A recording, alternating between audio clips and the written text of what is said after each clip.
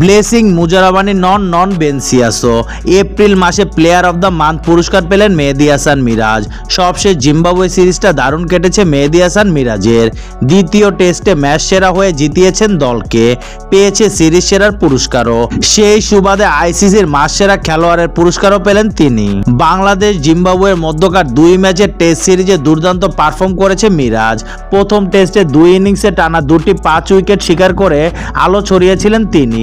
2 ইনিংসে বল হাতে ছিলেন অনবদ্য।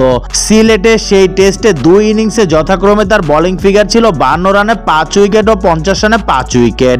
যদিও ম্যাচটি শেষ পর্যন্ত 3 উইকেটে জিতে যায় জিম্বাবুয়ে। চট্টগ্রামে সিরিজের দ্বিতীয় শেষ টেস্টে ব্যাটে বলে শাসন করেছে মিরাজ।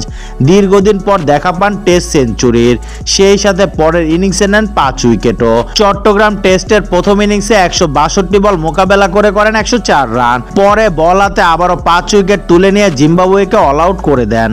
বাংলাদেশ ইনিংসও 106 রানে ম্যাচটি জিতে সিরিজে সমতায় আনে। পুরো সিরিজে 15 উইকেট ও 116 রান করে এপ্রিল মাসে এক দুর্দান্ত মাস কাটিয়েছে এই অলরাউন্ডার।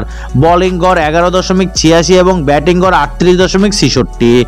মিরাজের এই অলরাউন্ড নৈপুণ্য তাকে মাস সেরার পুরস্কার এনে দিয়েছে।